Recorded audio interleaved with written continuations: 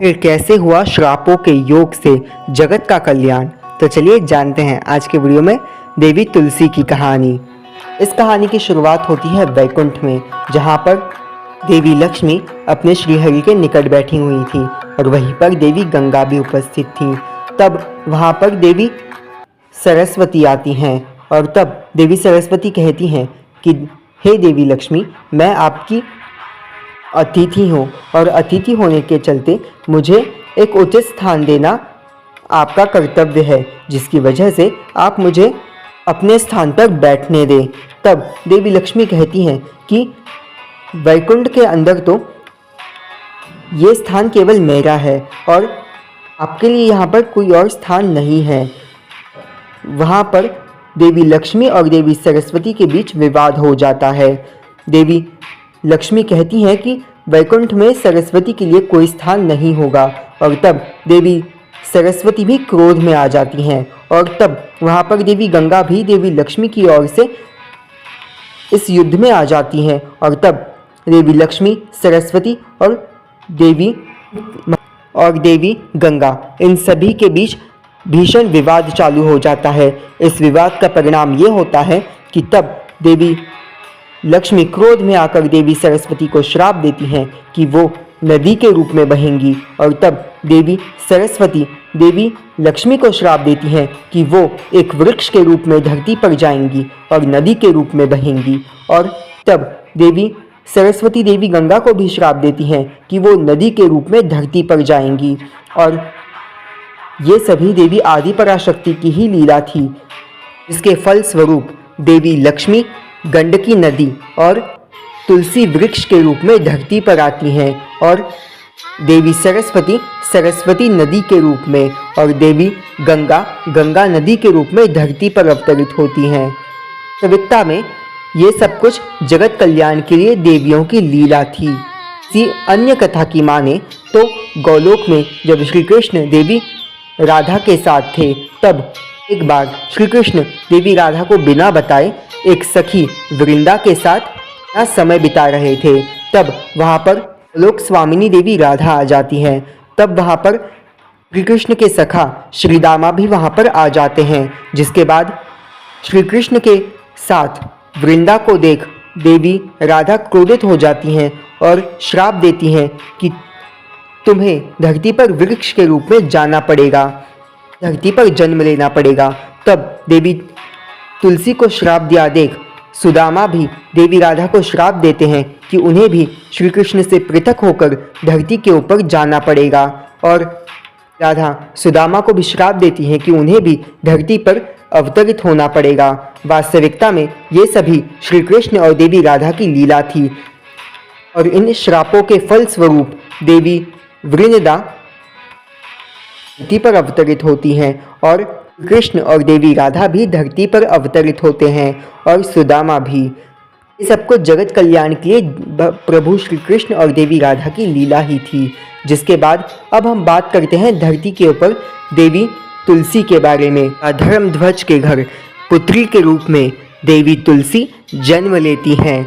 जन्म से ही देवी तुलसी, जो कि श्री हरि की अनन्य भक्त थी और हरि भक्ति में ही सदा विलीन रहा करती थी, देवी तुलसी एक बार देवी गंगा के निकट से जा रही थी और गंगा तट के निकट से जा रही थी। तब वो वहाँ पर एक तेजस्वी बालक को देखती हैं, तेजस्वी युवक को देखती हैं जो कि तपस्या कर रहे थे। वो कोई और नहीं, स्वयं पार्वती नंदन भगवान शिव के पुत्र भगवान श्री गणेश थे, जो कि अपनी तपस्या कर रहे थे। भगवान गणेश को तपस्या में देखकर देवी तुलसी उन पर मोहित हो गई। देवी तुलसी, जो कि गणेश में भी भगवान श्री कृष्ण के अर्थात भगवान विष्णु के दर्शन कर पा रही थी, क्योंकि शिव और हरि में जैसे कोई भेद नहीं है, वैसे ही गजानन और हरि में भी कोई भेद नहीं है। वैसे ही देवी तुलसी भगवान श्री गणेश में भी श्री हरि को देख उन पर मोहित होए जा रही थी। वो भगवान श्री गणेश को अपने पति के रूप में प्राप्त करना चाहती थी।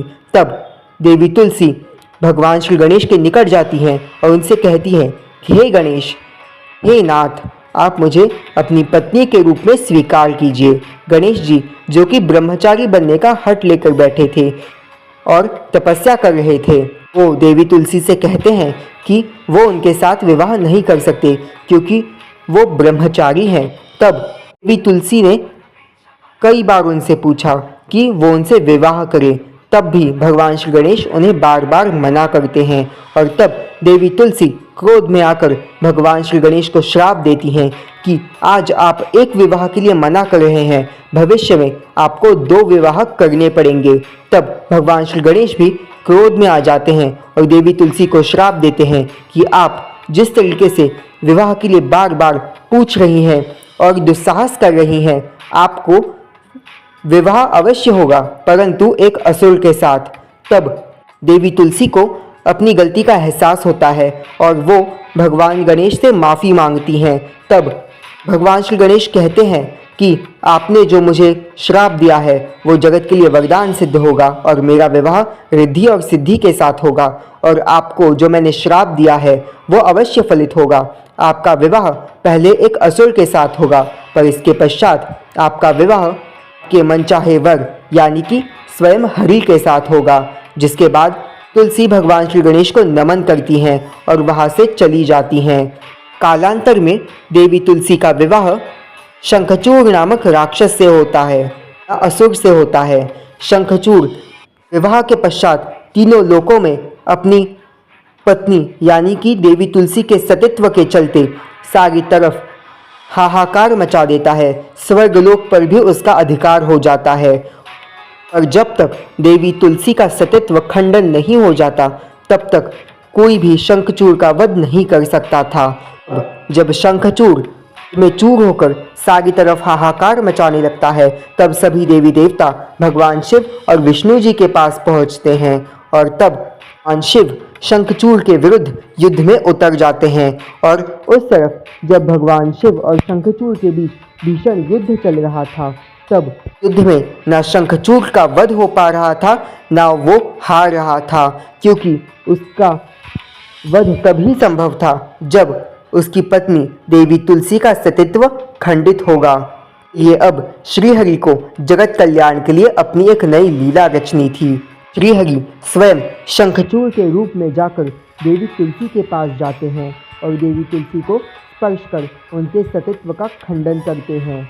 जब देवी तुलसी को पता चलता है कि शंखचूड़ के रूप में वहाँ पर स्वयं श्रीहरि नारायण आए हैं, उनके भगवान, उनके आराध्य खुद उनके साथ छल कर रहे हैं, तब देवी तुलसी अत्यंत आहत होती हैं और क्रोध में आकर भगवान नारायण को, अपने ही आराध्य को श्राप देती हैं कि वो आज उन्होंने जैसे एक पाषाण की तरह कार्य किया है वो पाषाण में बदल जाएंगे। इस तरफ देवी तुलसी के सतीत्व का खंडन होते ही भगवान शिव शंखचूड़ का वध कर देते हैं और देवी तुलसी अपने पति के अंत के पश्चात अत्यंत दुखित होती है।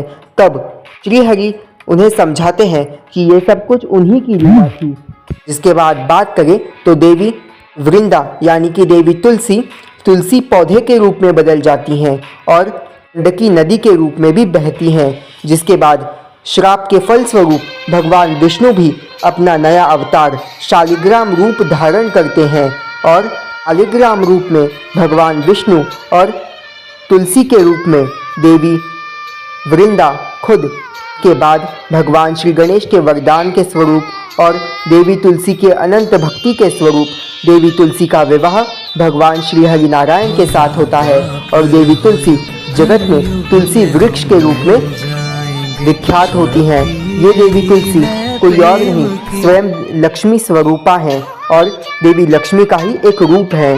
देवी तुलसी जो कि कालांतर में श्री हरि के अनन्य अवतार भगवान गोलोकवासी श्री कृष्ण के लीला में भी उनका साथ देती हैं और वृंदावन में वितरण करती हैं।